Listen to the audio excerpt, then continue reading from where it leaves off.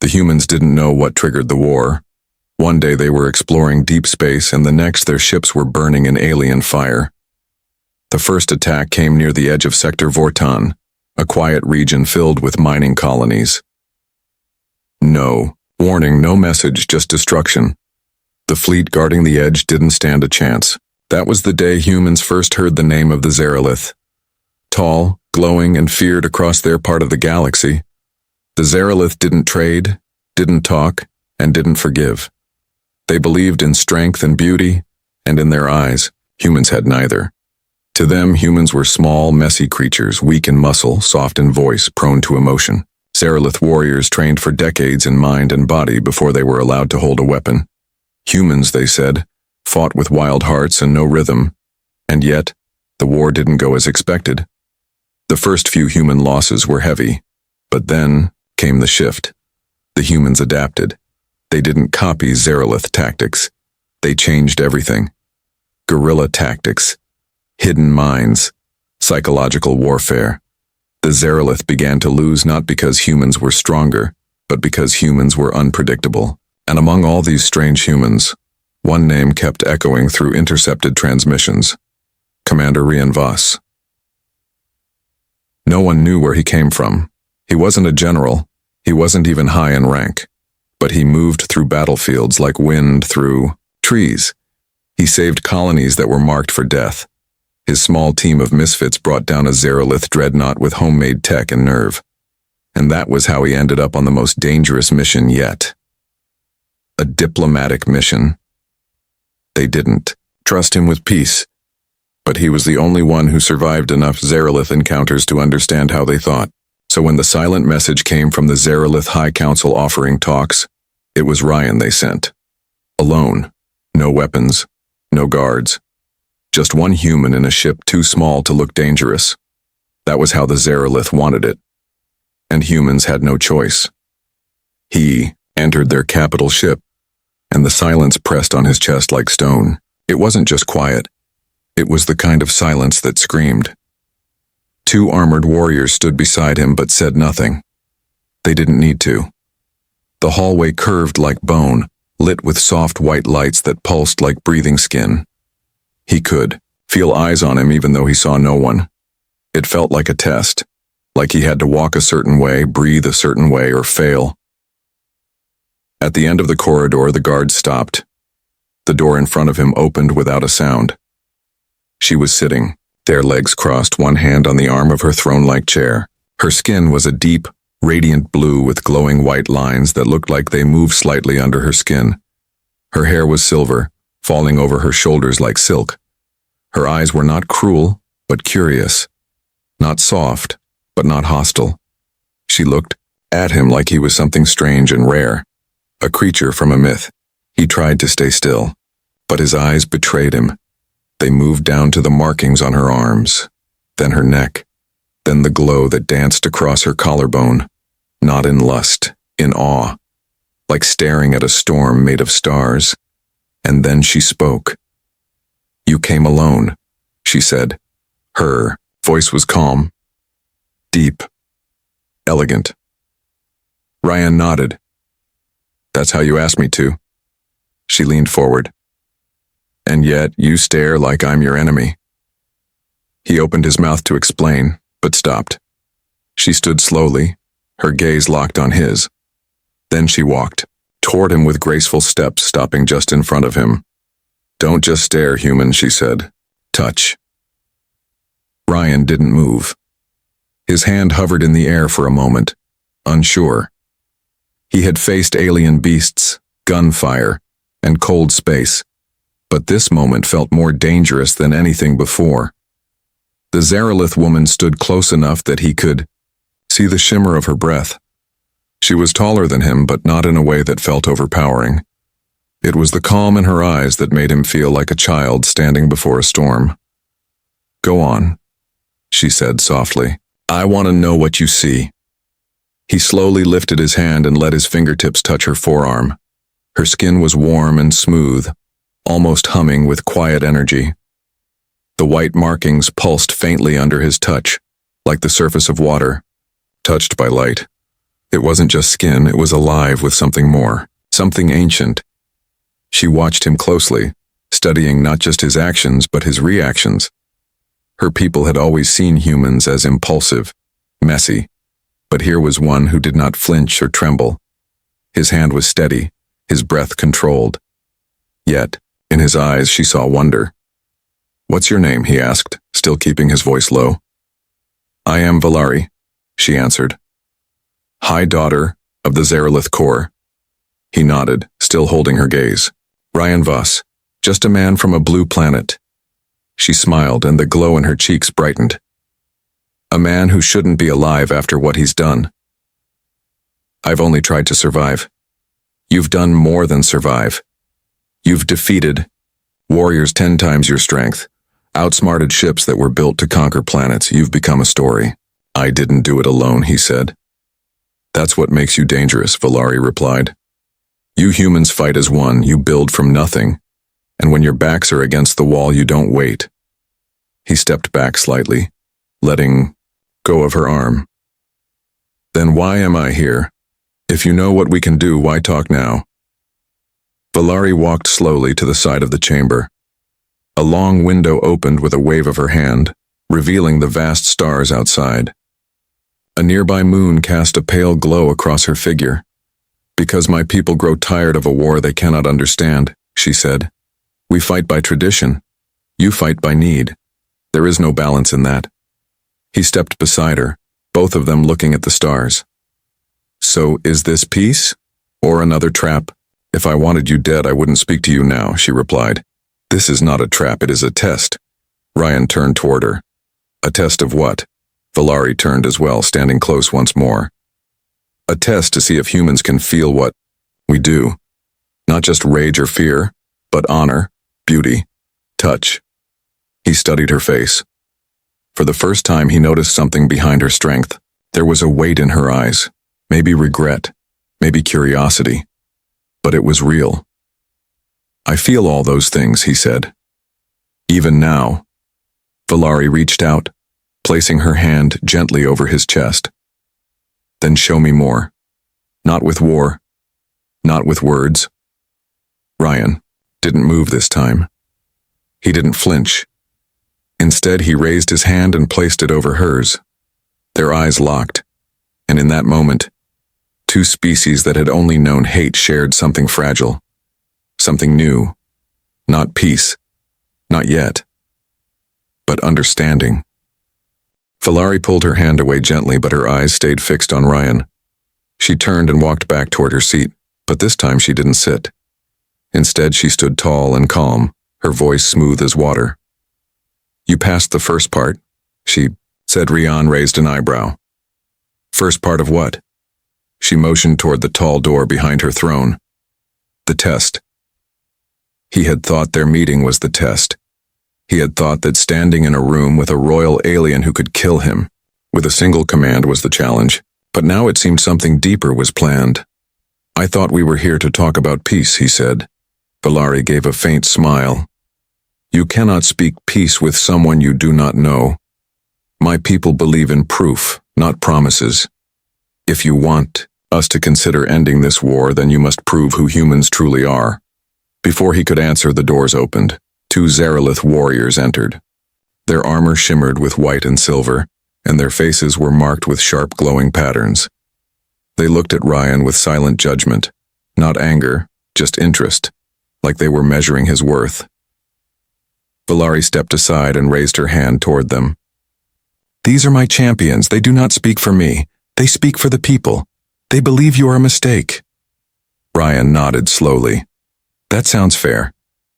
One of the warriors stepped forward, holding a long staff made of silver metal and glowing crystal. He tapped the ground once and the room dimmed slightly. "Do not fight him," Valari said. "Not yet. Let him speak first. If he can move them without weapons, then peace may begin." Ryan took a deep breath and stepped toward them. He didn't know what to say to creatures who had spent their lives training to destroy. He didn't know if words would even work, but he had come this far. He wasn't about to leave without trying. He looked at the taller warrior. "Do you know how many humans I've seen die since this war began?" The warrior didn't blink. Thousands, Ryan said. But I've also seen something else. I've seen humans save each other when it made no sense. I've seen them give their last breath to pull a stranger from fire. I've seen courage that has no name and pain that never speaks. The second warrior's grip on his weapon loosened slightly. We didn't come to your space to destroy, Ryan continued. We came to explore. We came to learn. You met us with war, so we fought back and we learned quickly. Maybe too quickly. The first warrior tilted his head, curious now. We're not perfect, Ryan said. But we're real. We feel everything. That's our power. That's why you're afraid. Because deep down you know we don't give up. Valari watched quietly. Her eyes moved between the warriors and Ryan, her hands folded in front of her. The taller champion stepped forward. He looked down at Ryan, then slowly reached up and removed his helmet. His face was hard, cut with age and honor. But there was something new in his eyes. He nodded once, then stepped back. Valari smiled. You didn't raise a weapon, and yet you earned a nod. That is rare. Ryan exhaled slowly. Is that part of the test done?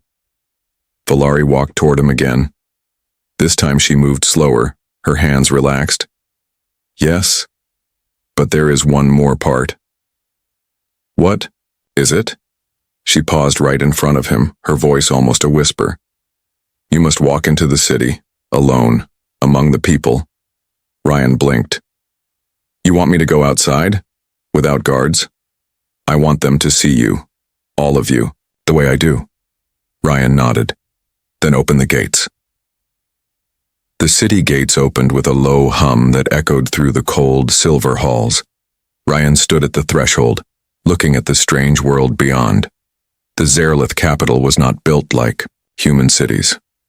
There were no sharp corners, no steel towers, no smoke. Everything flowed like it had grown from the ground itself. Buildings curved and shimmered like glass waves. Light moved gently through the air like mist caught in the sun. Valari stood behind him, her voice steady. They know you're coming. Walk straight. Do not flinch. They will not touch you unless you give them reason. Ryan nodded once, then stepped forward. His boots touched the smooth ground, and the city watched. Thousands of Zerlith eyes followed.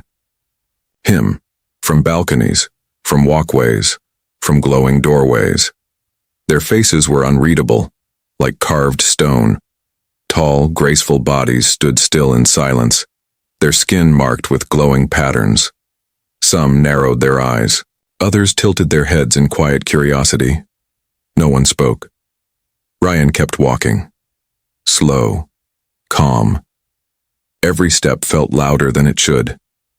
He felt like a crack in perfect glass, a noise in a quiet prayer. But he didn't stop. His mission wasn't just to survive now. It was to be seen. At the edge of a plaza, a child stepped forward, small for a Zerlith, but still taller than a human boy. His markings were faint, his eyes wide. He walked past the silent adults and stood directly in front of Ryan. The crowd murmured for the first time. The boy reached out and touched Ryan's arm. Ryan looked down and smiled gently. Hello, he said softly. The boy didn't speak, but he smiled back. And then, slowly, he nodded. A small nod. But it shattered something invisible. More murmurs. Then movement. A few adults stepped closer. Some lowered their weapons. A woman in deep purple robes touched her chest respectfully. Another set down a metal staff and folded her arms in silence. Ryan looked around, trying to read their faces. They didn't love him, but they were listening. Valari stepped into the plaza, walking toward him with calm pride. The crowd parted for her like wind through grass. She reached his side and looked at the people. This is the human, she said loudly. He came to speak peace. He came without armor, without demands. The crowd stayed silent. Valari's voice became firmer. He looked at me not as a prize, but as a person. He saw me. I want you to see him. The warriors around the plaza lowered their heads slightly. Ryan turned and looked at Valari. That's enough for now. I don't want to push too hard. She gave him a sideways glance. You still think you're leading this? He chuckled. No, I just don't want to die on your streets. A brief smile crossed her face. You won't. They walked back through the city together.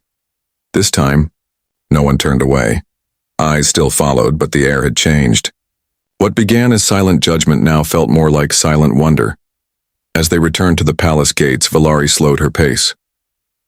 You surprised them, she said. I wasn't trying to. That's why it worked. Inside the palace, the halls, were quieter than before. The warriors bowed their heads. The servants stepped aside with soft smiles. Rian felt like a shadow had lifted. Inside the chamber, Valari motioned for him to sit. He sat carefully on the curved chair across from her. So, she said, do you believe peace is possible now? I believe it's closer than it was. Valari leaned forward, resting her chin on her hand. Then we continue tomorrow. But tonight you'll join me. For what? She smiled again, more softly now. For something no warrior survives without. A meal. The dining chamber was nothing like what Ryan expected.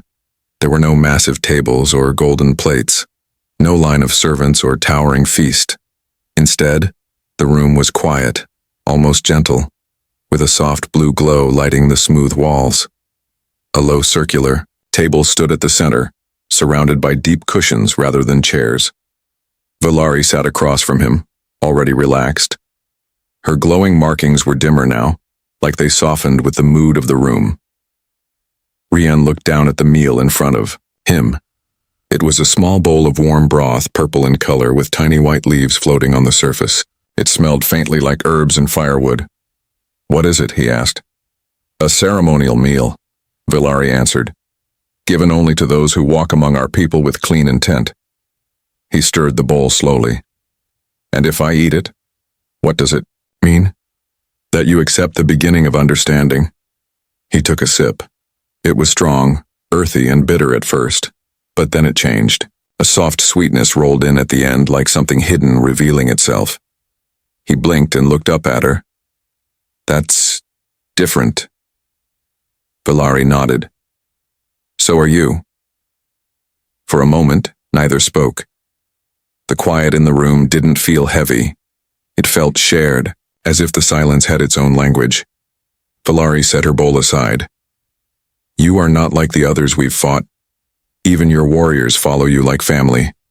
You carry their weight. They carry mine too, he replied. I've seen good men die for nothing. That's why I'm here. She tilted her head. You speak of honor, but your kind is known for chaos. Ryan smiled faintly. We're messy, yes, loud, wild, but we care more than we admit. Valari looked at her hands. Zarelith are taught to hold emotion back, to value control. But when I saw my people step aside today, when that child touched you, it stirred, something we don't name. Maybe it's time you name it. She looked up. And if it destroys us, then maybe what you had was already broken. Valari studied him again, not with caution this time, but with quiet admiration. You speak like someone who has lost much. I have, he said, and I don't want to lose more. She stood and walked slowly to the large glass window. Outside, the city glowed in soft waves like it was breathing. We were once feared. Across systems, she said. Not just for our strength, but for our silence, our control, our unity. But lately I wonder if that silence has become a prison. Ryan joined her at the window. The strength to change isn't weakness. She turned slightly toward him. And if change means letting humans in? He didn't hesitate. Then we won't break you. We'll build something with you. She stepped closer. For a second her hand brushed his. You're not what I expected, she said. Neither are you. Their eyes met again. This time there was no tension, just warmth, curiosity, something new. Behind them, a soft chime rang. Valari blinked and stepped back. Her face returned to calm focus. That's the council. They've heard what happened today. They request a hearing. Ryan nodded. Let's give them something worth hearing. Valari walked ahead, but glanced over her shoulder. One more thing, human. Yes? Don't wear armor tomorrow. He raised an eyebrow. You want me vulnerable? I want them to see what I see. Ryan smiled. Then I'll come as I am. The council chamber was a circle of pale stone and glowing panels that shifted color with each breath of the room. Ryan stood at the center, alone, without armor, without weapons, dressed in simple black clothes. The platform beneath his feet hummed gently, but his heartbeat was louder. Around him, 12 Xerilith sat high in wide chairs, each one marked with old glowing symbols that stretched across their faces and necks. They were the oldest, the wisest, and also the most feared. Valari stood behind him, silent, watching closely. The central figure, a tall male with violet skin and gold-white lines, leaned forward slightly. You are the one they call Rian Voss, he said. I am, Ryan answered. You bring no offering, no tribute. Why should we hear you? I didn't come to offer gold, Ryan said. I came to offer an end. Murmurs moved through the chamber. End of what? Another asked. The end of war, he replied. And maybe the start of something better. One counselor, her voice sharp like broken glass, narrowed her eyes. You slaughtered our warriors, you tricked our ships, you bring peace now that you fear defeat? I don't fear you, Ryan said calmly. If I did, I wouldn't be standing here. Another, voice deeper and older, spoke from the side. Then why speak peace? Because I've seen what war does. Not just to bodies, to hope. I've seen children lose homes. I've watched soldiers cry when no one's looking. And I've killed too many who didn't need to die. Silence followed his words, heavy, full. The sharp-voiced counselor stood. Words are wind, human. Your kind lies to survive. Valari stepped forward. Her voice rang clear. Then test him. All eyes turned to her. He walked our streets. He faced our warriors. He touched me and did not flinch. The chamber whispered. The sharp-voiced one frowned. He touched you? He did. Valari said. And I allowed it. Another counselor leaned in. Explain. I gave him the mark of trust.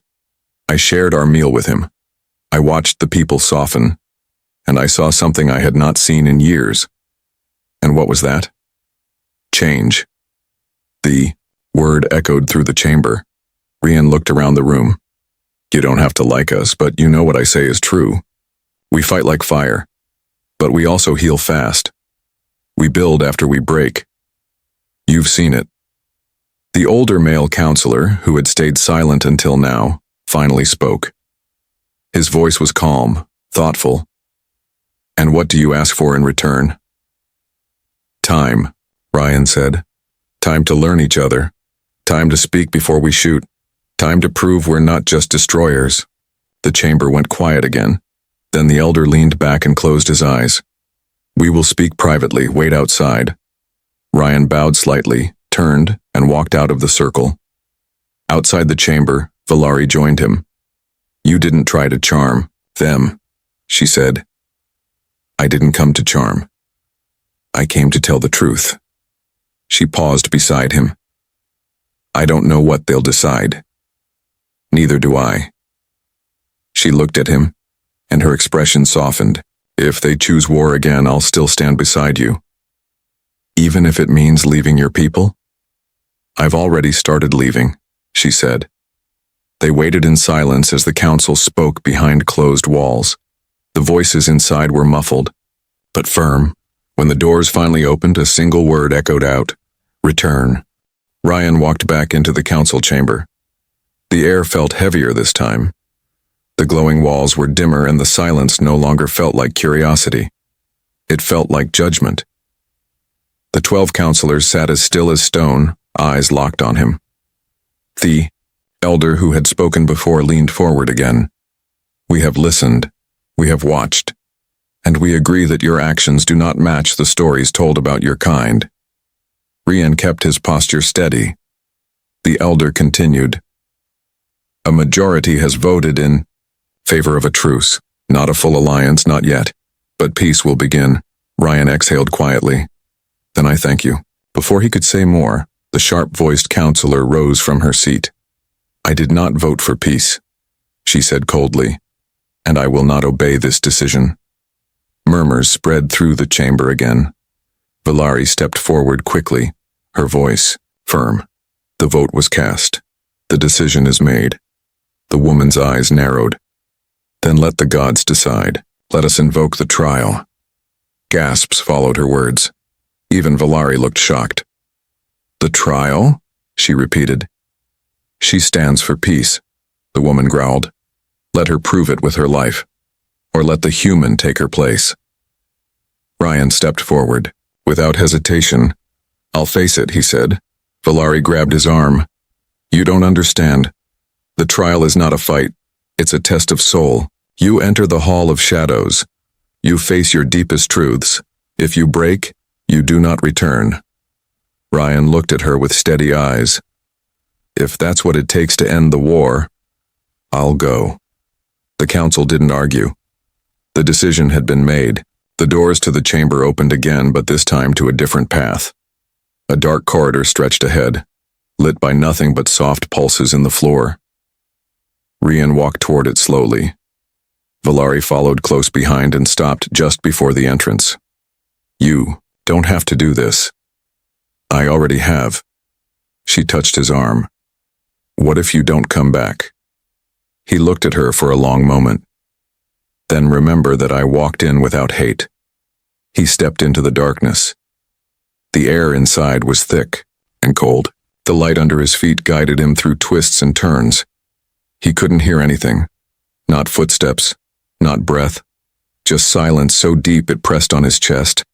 Then the light stopped. He stood in total darkness, and then he heard it. His own voice, you're not enough. Another voice followed. You killed them. You let them die. Images formed in the black, faces of his old squad, burned colonies, children crying, friends torn apart by explosions, blood on his hands. His knees buckled, but he didn't fall. He stood taller. I carry them, he said into the dark. All of them. But I don't run from it. The shadows shifted. A figure stepped forward. It looked like him, but colder, harder, a twisted version.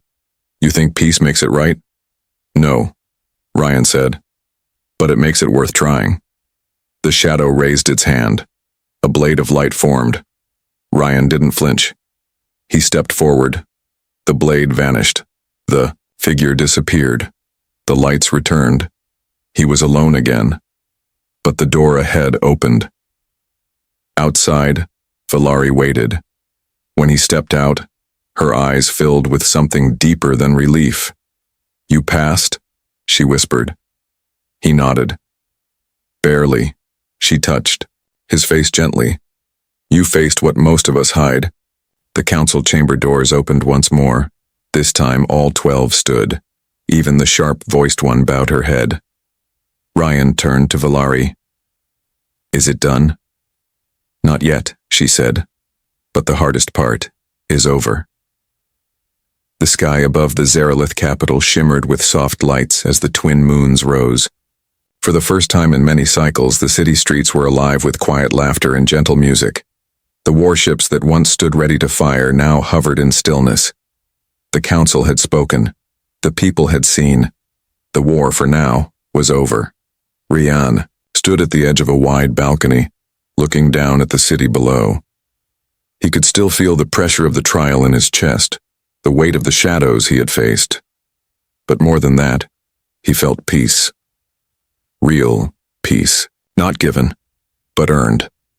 Valari stepped beside him, dressed not in armor, but in a flowing deep blue robe marked with silver patterns.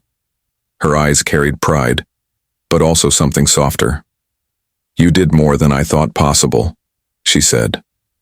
I didn't do it alone, Rian replied. You were the first to believe. She gave a quiet nod. It's strange. For so long we thought showing emotion was weakness. But watching you stand in front of the council, not with anger, not with fear, but truth, that changed something in all of us.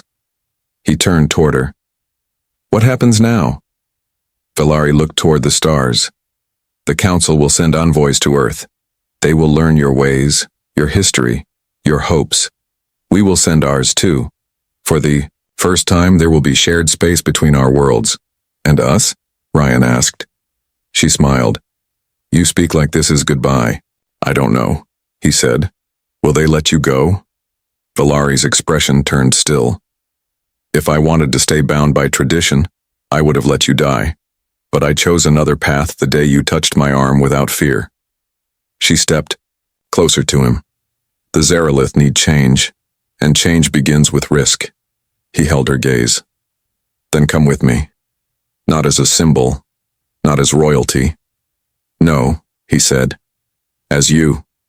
There was a long pause between them, but no tension. Just a question waiting for a name. Valari placed her hand in his. Then I will walk beside you, not above, not behind, equal. From behind them the doors opened. A young Zarelith child walked in carefully, carrying a thin silver crown resting on a cloth of stars. He held it out to Valari. The people ask, You to wear this, the child said, to lead us through the next season. Valari looked at the crown, then at Rian. I won't rule them alone, she said softly.